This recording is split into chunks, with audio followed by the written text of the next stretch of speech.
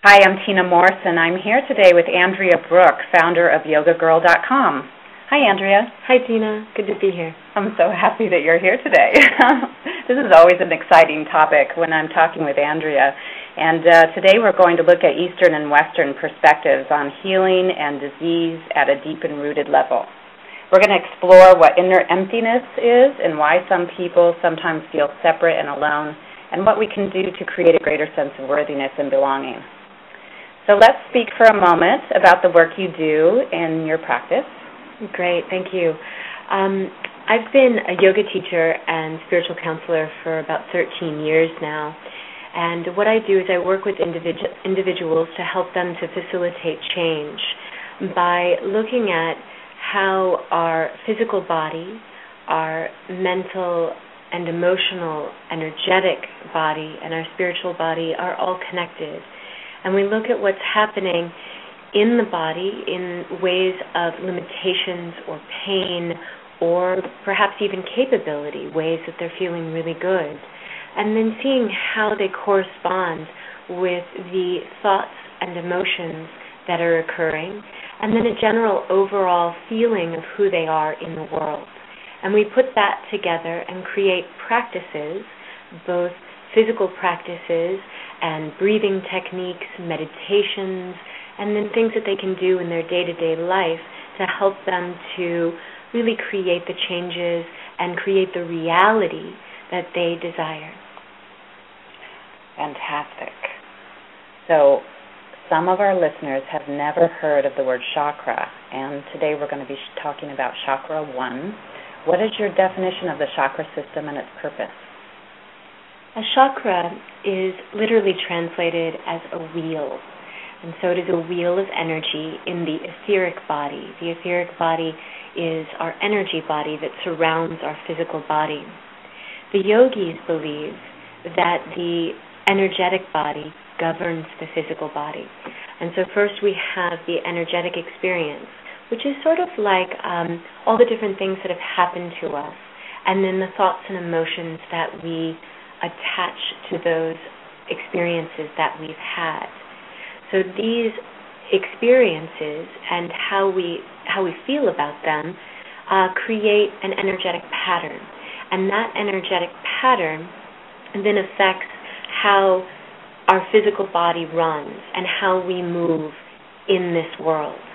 So this wheel is almost like the vehicle on which we move through the world. And if we look at a wheel, it's either in balance or it doesn't have enough air in it, or it has too much air in it, and thus it's out of balance. And we call this excessive or deficient. And then what we want to do is to bring that wheel into balance. That's a fabulous metaphor. In psychology, we sometimes use a pie, a whole pie, and so when the characteristics or pieces of the pie get out of balance, and some of those, just like when we're eating, pieces of pie get too big, and it's not as healthy for us. And so I like that metaphor of the wheel as well. Andrea, what are some symptoms you've seen in people with first chakra issues? So what does that look like in your practice? I think we need to start with the basic right of the first chakra, which is the right to exist. A feeling of being of value and worth in this world, and that because we feel we have that value, then we take good care of ourselves. We nourish our bodies, we spend time with our body, maintaining our body. In addition, our home and our family and our tribe of people are part of this first chakra experience. And so when we feel that we have a right to exist and thus have worth, then we can, then in this first chakra experience, then we move through our life, we make money, we establish jobs, we have families, we buy homes or create places in which to live where we feel good and we feel relaxed and we feel that we are supported and nurtured. when we have issues with the first chakra, then we see these things fall apart. Suddenly, we experience problems with our body, disease in our body that often indicate some sort of imbalance. The first chakra deals with the body as a whole, as well as the feet, and then also like the area around the sit bones, so the base of the torso. And so when we have issues around these parts of our body, then we can say, oh, something's out of balance here.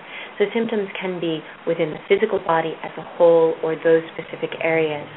Or we start to realize that we have a lot of issues with our family, be it our family from childhood or our current family. Maybe we are struggling with mortgage payments. This is a big problem that's going on in the United States right now, is the mortgage crisis and all of the foreclosures.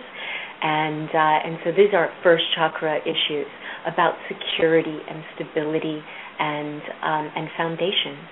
And so we can see it within that.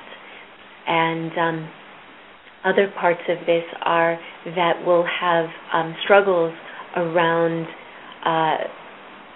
relationships that are relationships with money, relationships with how we can maintain a regular income so that we know we can cover our basic needs. And those basic needs relate with that basic right, which again is this right to exist. And I noticed when you talked about the sit bones and the feet, and these are all areas that do help you root into the ground, into your chair, into the couch, into your bed. And can you speak to that and how come these parts of your body are so important in helping you feel more grounded and rooted? The element of the first chakra is earth. And so it's with the bottoms of our feet that we experience our connection to the ground. Muladhara is at the base of the spine. And so as a result, the area around the sit bones and how we sit on the ground, how we connect with the earth, and then our body itself, which is earth. You know, we've found this home, this temple of our body, and so it is actually made of the same elements as the earth. It is born of this earth. It is a physical reality in this earth. And so what happens is when we have imbalances in the first chakra, we have imbalances that are related to earthly experiences. Muladhara means root support, and it is how we root down and how we are supported upward. And so really anything that we can look at that says, hey, this is how I'm grounded, or this is not being grounded. And we've spoken before about how these issues get rooted. What is your belief in that regard? The first chakra, the chakra system it's fascinating. The way that our chakras are first energized relate with the first 18 years of our life. And the first chakra is first energized while we are in the womb through to about 6 months of age. And so that means our first experience of the first chakra are all the thoughts and feelings and ideas that our parents had about us. You know, and this is a beautiful thing. Our parents think, oh, I'm going to have this child and it's going to be an astronaut. And then we're born and we have a fascination with rocket ships and they say, yes, my child will be an astronaut.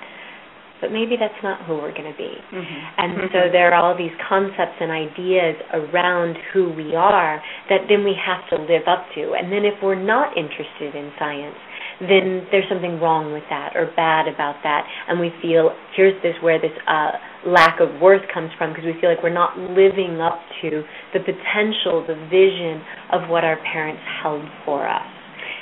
I'd like to take us a step back further before we're born. Mm-hmm. And let's look at how the first chakra issues get rooted before we're even born. Well, this is a fascinating thing because a lot of times we think about how many kids nowadays are born into situations that they're unwanted. We have all of these adoption practices that are set up so that people can find ways to move on in their lives without their children. Foster care. And even people who are bringing children into the world and aren't wanting them. Yeah. Or even in places where there's war, coming into a place that's really unstable and even dangerous, and a great deal of fear around that. And even if our parents were able to or did want us, were they able to? Did they feel that they had sufficient income and grounding to be able to give us what we needed? Or were they frightened that they didn't have those things and that they themselves had an insufficient amount of stability to offer a child? And so you can imagine that a mother who's feeling all of these fears, the womb literally tightens. We tense up when we feel fear. And so the womb itself would have tightened up and held us from being able to really stretch out and grow and be nourished in the way that we needed to be nourished. And also the baby takes on those feelings of the mother and those insecurities, and so we're really literally born into that. We're taking that on and manifesting that in our world. I think you touched on a really important word, which is insecurity. And any time that we feel a sense of insecurity, we're really looking at some first chakra things. It is this sense of security. I like to say that if I feel safe, then I feel that I can be vulnerable. And when I don't feel safe, then I have to be strong. I have to make things happen.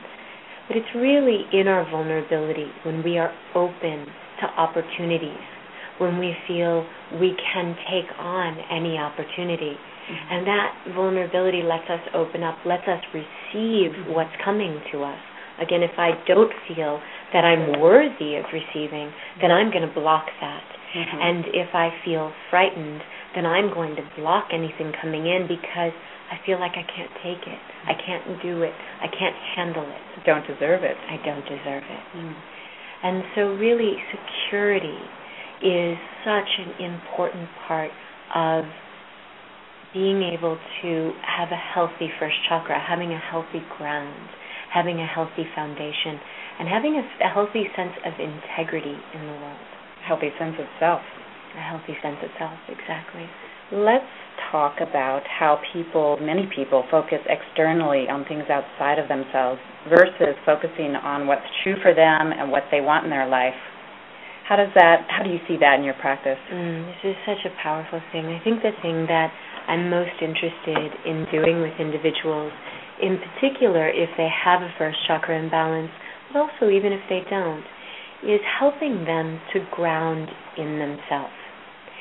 We have, I imagine for you, a lot of the discussions that you have in a therapy session are about mom and dad and all the things that happened, we can go to me. Yes, exactly. And the storyline around my life and who I am. But that storyline is often related with what other people thought of you. And so, and in particular, whether your mother and father are proud of you or not, and how you feel about yourself as a result of that. So what is fascinating is that a lot of our issues as adults are reflections of these really old, deep-seated issues that came from our relationship with our parents and from the relationship of our family. So what if we were able to acknowledge what those were? So in other words, bring into a state of awareness, a state of consciousness, what it is that is our storyline, what we're currently rooted in, the ideas, the concepts, the fears that we're rooted in right now as a result of our past, and be able to look at that and say, you know what, today is today. and I'd like to move forward from this moment. And what I am right now is who I am in this moment. And so can I root in a sense of self of who I am right now? Can I take away these ideas around me that are placed upon me by others, and can I instead say, this is who I am, and I find a feeling of worthiness and value in my own self. I feel safe being me and being me in the world, and I'm secure in my own integrity. Acceptance of ourselves and the entirety is so key to moving forward in our lives. Andrea, so how do you work with first chakra imbalances and help people create a greater sense of self-worth and experience a greater sense of worthiness in your practice? For me, I believe that consciousness is perhaps the most important part of all of this, is being able to become aware. Exactly. Here's what has been happening, here's why that's taking place, and here's the choice I'm making today. And so we can make conscious choices. We can look forward and say, I'm choosing to be healthy. I'm choosing to be healthy in my body, in my thoughts, in my emotions, and to feel connected to this greater sense of self, which is really connected to all things, which is really part of the earth itself, as well as part of just the energy around us. And so first I create a self-practice, a yoga practice, a physical practice that works with yoga poses that help to bring into balance the first chakra. For those individuals who are familiar with the yoga practice, these are down dog, child's pose, standing forward bend, mountain pose, many, many others, a lot of the seated postures. All the poses that help you to feel more rooted and grounded in your being, in your body, and feel more comfortable in your skin, more secure and grounded, solid in your skin. Exactly. And also hip-opening postures, like pigeon pose, for example, because then you're working with opening up that base of the spine area of the body, which in yoga, and also in your mind, I love that. In yoga, we see the lower hips as being like storerooms, storehouses of old emotions, old thoughts and ideas. And so when we open up the lower hips, we're opening up those storerooms so we can go inside and we can start looking around and we can say, wow, somebody told me this about myself, and you know what? That doesn't serve me, and I don't want it anymore. And we can let that go. This manifests in our physical reality as well by people who have storage spaces where they just stuck all the stuff that they don't want anymore, and yet they're paying to keep it. Why not just go through it and give it to somebody who needs it, who will use it, who does want it, and letting go. That's right. Letting go. Exactly. So a lot of the physical yoga practice is about doing postures that, one, help you to let go, and two, help you to feel stable and strong and rooted and grounded. And then in addition to a yoga practice, we also look at what kinds of things can we do day to day. Gardening is a really important one. Being able to go out and grow a garden, grow flowers, grow food, grow the things that nurture and nourish you, to really feel whole and happy, and to give yourself that pleasure. So you're really digging into the ground and creating a relationship with the ground. So gardening is great. And also and I'm doing this, that I have my own garden, and it's so healing in a way that, wow, gosh, I'm in charge of creating this nourishment for myself. And that's a very healing experience in itself. It's so beautiful. I love your garden. It's Thank amazing. you. It's amazing to be here and Thank to have you. seen it and to share that experience. So I feel like, yes, here we are in your, in your garden, in your home. And environment it's so a reflection important. Of you. And your environment is so important. It not only speaks to who you are, it shares, who you are with others, but it also reflects back to you how you feel comfortable in your own space. Is what is my environment telling me right now? Am I happy here? Do I feel comfortable here? Do these colors reflect back to me something that makes me feel joyful, or is it dark and gloomy, and is that why I'm feeling dark and gloomy? So our environments at work are so important, the company's mission statement, how we feel at that company, if it's a mission statement that we believe in, or are we going someplace and doing work 8 hours a day, 7 days a week, things that we don't have any connection to at all. So you and I have had such amazing conversations regarding first chakra issues and how they're reflected even globally, and I'd like to take some time looking at that. Yes, I like to think about different countries and what chakra that country relates to. And a first chakra country is one where it's about basic survival. The countries where, they're really looking at how do we simply just have a home and have water and have our basic needs met. And so we look at that, and I think Haiti is a wonderful example of a first chakra country. It is. It just experienced this huge earthquake, and so how telling is that there was an imbalance in the first chakra of Haiti, that literally the earth shook in that imbalance. And then suddenly what happens? These people are desperate their houses have been destroyed, their family members have died, and they're desperate just to get basic food and water. Really shook up the world. Exactly. And that's just it, is that the earth itself is it's a living being, and we are all part of that earth. I often will give people this experience when they're lying in Shavasana, which is the pose that you take at rest at the end of a yoga practice. And I'll say, okay, close your eyes, and in your mind's eye, see your body lying here on the ground. And then pull back and see this building here on the ground.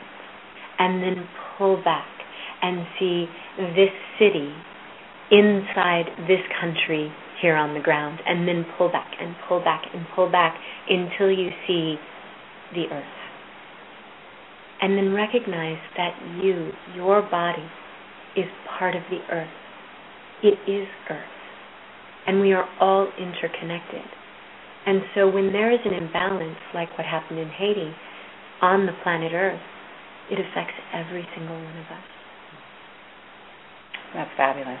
It's so true. And every time we get together, we have just amazing, deep conversations, and I love talking with you, and thank you so much for being here today. Thank you, Tina. I really appreciate it. It's wonderful. So this is nearing the end of life on the first chakra, and we're going to be moving through all the chakras in the next several weeks. And so we're actually going to open up the phone lines to offer insights and the opportunity for you to connect with us on the air. And so please stay aware and look out for notes from us where we will be able to connect with you soon. And also, if you are feeling like this related to you, that perhaps you do have first chakra imbalance, then I encourage you to go out into nature and just go sit. Put your sit bones on the ground and sit and breathe and be and feel that connection to the earth. And then when you come home, clean your house and make it look as beautiful as you are. It's beautiful, Andrea. Thank you. Thank you so much, and thank you for listening, and let us know any comments that you have, and we look forward to meeting you here again soon.